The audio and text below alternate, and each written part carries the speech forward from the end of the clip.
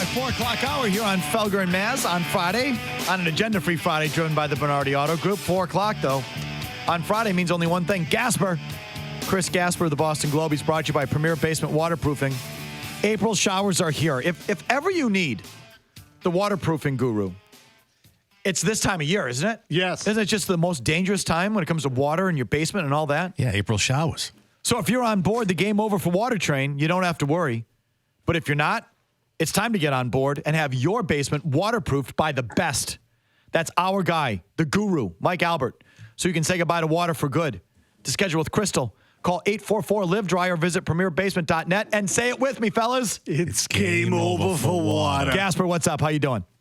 Good. How are you guys doing? Oh, just peachy. Gasper joining us on the Zoom call, a little remote situation here. So we got some things to get to. I know you have some thoughts on Bogarts and Devers. I know you got some thoughts on the Celtics, but let's start with Patriots and the draft coming up this month. And, well, there's mock drafts coming up, and one that you want to jump off of. Phil Perry last night having an offensive tackle going in the first round. I think they've already hosted a couple of offensive tackles. I know you mentioned to me the other night on TV this big defensive tackle from UConn, I think. Yeah, Travis Jones. Yes. So are we looking at O-line, D-line here up top of the draft for the Patriots this year, you think?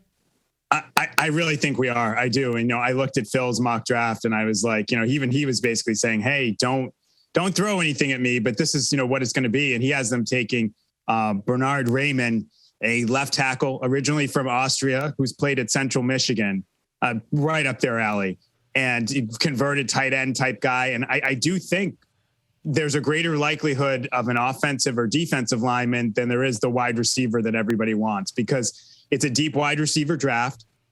And I feel like they'll feel like they can get the same guy in round 3 or 4, basically, that they could get late first round, because that's the way they think. And I also just look at Bill's overall team building philosophy and what it's been for a long time, which is that you build from the middle out. And they have some questions, both short-term and long-term, about the offensive line and the defensive line. The defensive line, they went out and got Devon Godshaw.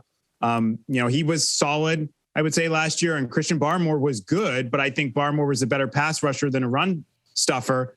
And they still gave up the exact same amount of rushing yards that they had given up the year before. Now, look, the caveat is they played one more game, so the per game average was lower, but it still wasn't good. They're still in the 20s. So when I look at offensive line, defensive line, what happened to the team at the end of the year, I feel like that's something that will resonate with Bill, and he's more likely to go with a big fat run stuffer, Travis Jones, UConn, or some offensive lineman, whether it's Zion Johnson from BC, or it's this Bernard Raymond, or it's, Kenyon Green from Texas A&M. I think that's what you're looking at. I think people are going to lose their minds if there's like a wide receiver on the board that they, if like Jahan Dotson of Penn State is on the board and they pass on him to draft an offensive lineman. Or if Jamison Williams is there or Nakobe Dean, people should lose their minds when they draft the big strudel out of Austria. So let's just go back to that piece. I forgot to mention that earlier. The kids from Austria, man. Oh, no, this is right up Bill's alley again. Yeah. Everyone else goes to the combine. Bill sits in his living room and watches The Sound of Music again at Gasper. So he's looking to be scouting for linemen in the mountains. the Austrian. You've got to be kidding me. You've got to be kidding me. No, but that's so him. Hey, look at where we found this guy. I found the guy from Austria. It's just another little wrinkle that he gets to throw in there where he's ahead of the curve or finding, things in places where other people aren't looking, blah, blah, blah, the whole thing. And I'm supposed to believe that Matt Groh did this? Again, so now they're going to pluck a tackle out of Austria, Gasper. And this is Matt Groh? So again, it feels to me like with the departure of Ziegler, they've gone right back to Bill getting control of the draft board. Yeah, I can't speak to that.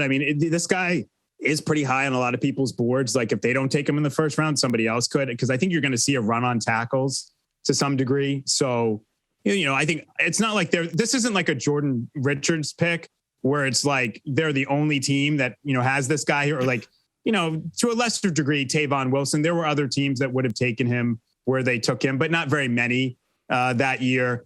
But so it's not anything like that, but I just think everybody's gearing themselves up for this like sexy pick. Like we're going to get, a wide receiver. We're going to get this like fast sideline to sideline linebacker. And I'm like, you might get a tackle or a guard or a big fat run stuffing lineman? In Lederhosen. So that's so Patriot. Especially because they could probably trade down a few spots and get one of these guys. Chris, if you were running the board, who's your guy? Realistically, I mean, I tell you, someone who's going to go in the top 5, but realistically, someone that could be in their range. Yeah. Who would be your guy? That's a great question. I haven't given it a ton of thought in terms of, you look at these mock drafts, there's so much that could happen in front of them. I mean, I think if a guy like Devin Lloyd, the linebacker from Utah, were there, he might drop a little because he wasn't quite as explosive at the combine as people thought. I mean, that's a guy who's supposed to be a sideline linebacker. I would definitely go there. It's hard to sort of gauge, who's going to be there. But like, I'll tell you this, if one of the really upper echelon receivers, Jameson Williams, Chris Olave, fell that far, I would do it. I would 100% do it. But I don't think that they're going to. I could be wrong, but I just don't think that they are. And I look at Phil's mock draft, and Phil's normally pretty plugged in.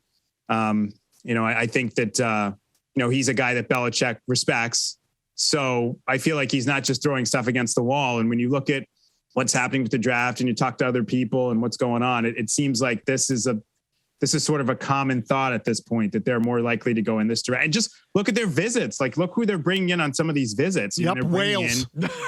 Big guys. No, they're whale bringing watching. In some of the big guys. Yeah, no, they're whale watching. Bill's making this like a regular expedition around the planet. Going to Austria, going whale watching, doing all kinds of expeditions. It's great. Yeah. Let's grab a call on this. Dexter in the car. What do you got, Dexter?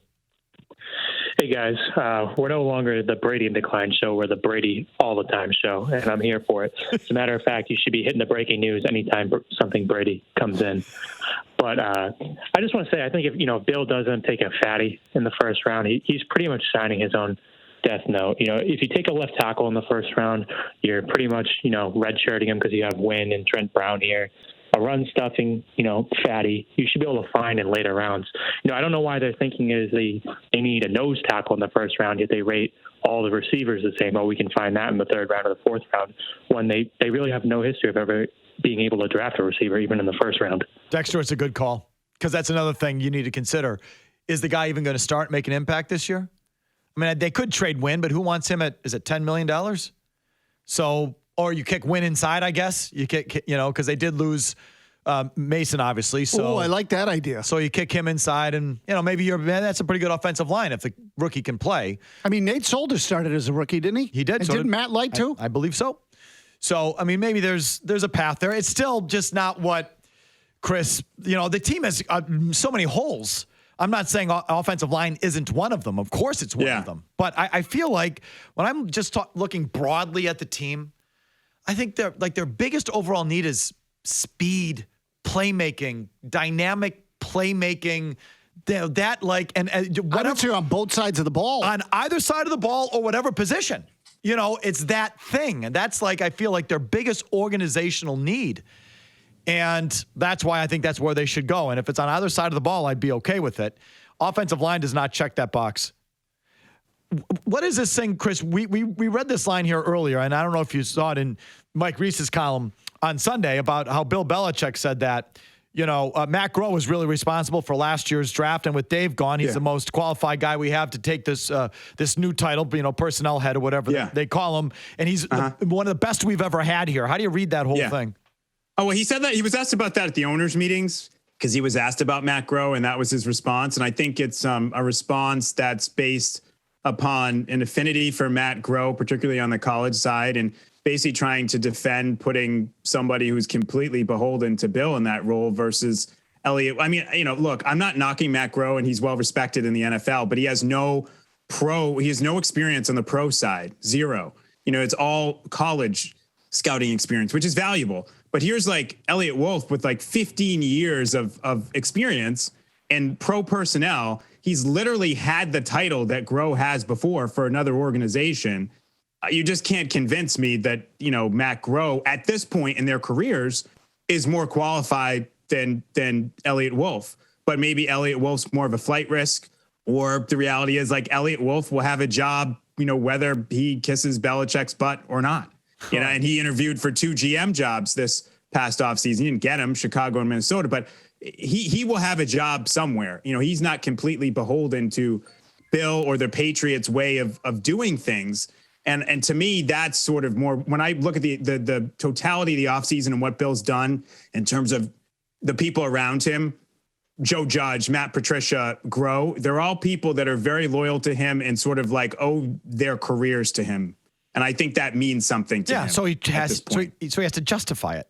Or he's selling something. There's some weasel motive behind that comment.